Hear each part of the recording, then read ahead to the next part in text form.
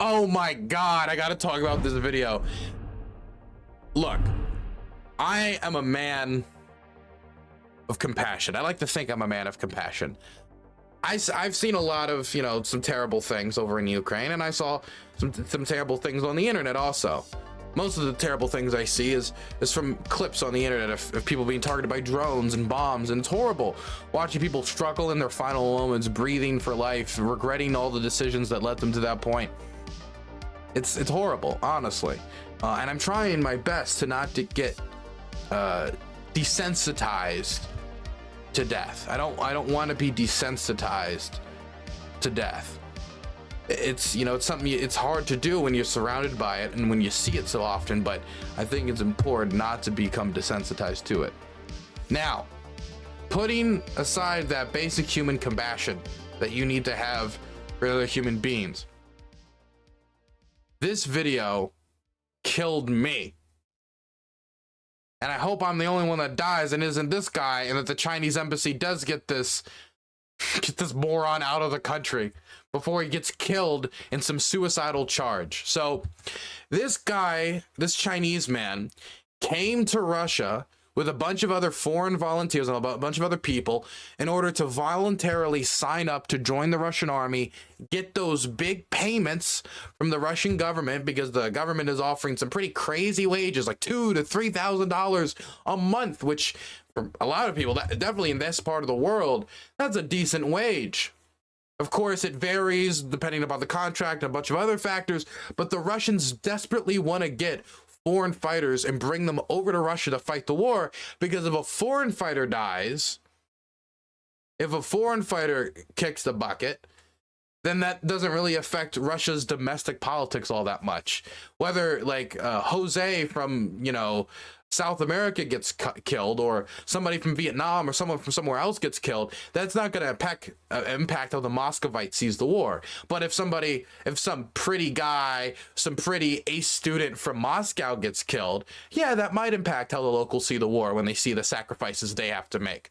And so the Russians have been trying to recruit from overseas, whether it's Cubans or people from Nepal. Now, Nepal is an interesting case because Nepal's, once they found out what was happening, due to the tradition they've built with other countries like the United Kingdom, with their fighters in order to work in the foreign service and be able to fight in overseas militaries, they don't have that same tradition that's been built up with the Gurkhas and the British for decades upon decades. And so when they saw what was happening, they shut it down. They're not the only government too. It's the Serbians as well. They don't want to see their nationals going overseas and getting killed or being used in a conflict that they aren't directly related in.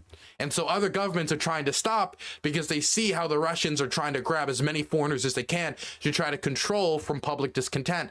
So they die instead of their guys die. Anyway, this guy got caught up in this scheme. If I'm going to call it a scheme, but this scheme. And he went there and he was pretty energetic about the war. He was pretty excited to, you know, take on the Ukrainians, and oh, look at this, I'm gonna win and fight and etc. Then he saw the reality of what was going on, the conditions that he had to face, the bitter cold of eastern Ukraine, and let me tell you, it's terrible. And he started to change his tune. He did start to change his tune. Now, many of you guys might be kind of taken aback as to how anybody could agree to do what this guy did, considering how much, you know, a lot of us follow the war and we see how brutal it is. I've seen the type of fields that people have to charge over in order to take positions. You have to be some otherworldly levels of either brave or fearful in order to make that charge. Either brave and you're willing to brave that open field in order to serve your country and you care about the cause, or fearful of the person behind you who might punish you if you don't.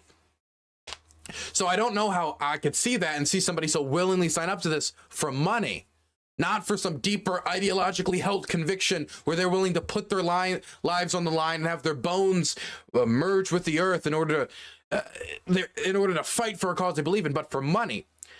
And so what I've heard is what a lot of these guys, once they're captured, tell the Ukrainians is that they were told, yo, we just need people to drive trucks.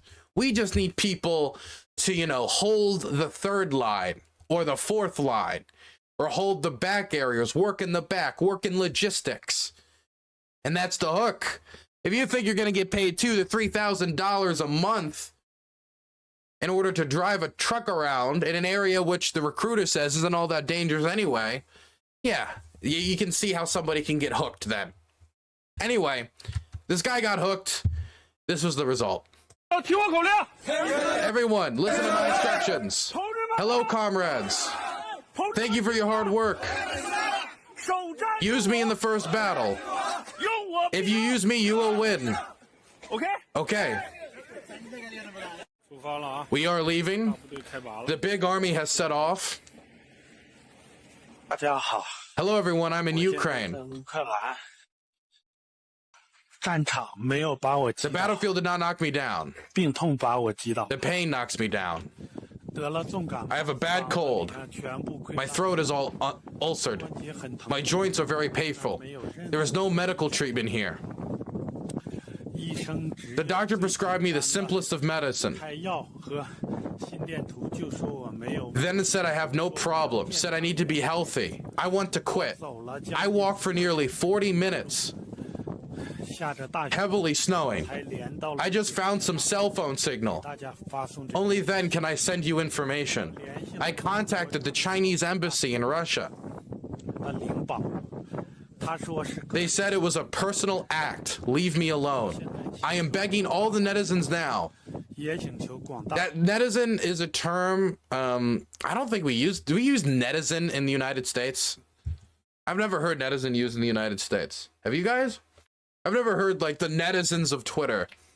No, I think I've only ever heard it used in a Chinese context. Oh, somebody in chat said they might have seen it before, but I don't really see it used in an American context. So for those of you who don't know, netizen is like Chinese citizen, but on the internet. You're a citizen of like the internet, internet, netizen, you get the idea. I am begging all the netizens. That's why he's calling out to them on social media, because the netizens are on social media. Please help me, Chinese netizens. Contact the Ministry of Foreign Affairs of China. I need to terminate the contract. I need to go back to China to recuperate. My heart problem is severe. I can no longer take care of myself. There is no medical treatment here. I will die. I'm going to die here. I am very uncomfortable. It's been like this for a week. Wait, so it's conditions like this in a week made you buckle? Dude, I'm not trying to say like he's a pussy or anything, because he's not. These conditions are horrible. I'm just saying like he completely had no idea what he was getting himself into. Please help me contact the Chinese Ministry of Foreign Affairs. Thanks to everyone. I want to go back to China. I want to terminate the contract. No medicine. No hospital. I am going to die here. Nobody takes care of me. No treatment.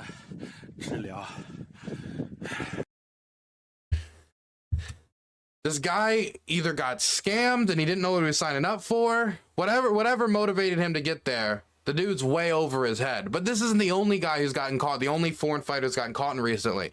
Recently, Somali fighters have been getting caught. I've seen multiple Somali fighters get captured, with one of them being interviewed. We're not going to watch POW interviews. I try to avoid POW interviews, but he were getting interviewed as a POW as well.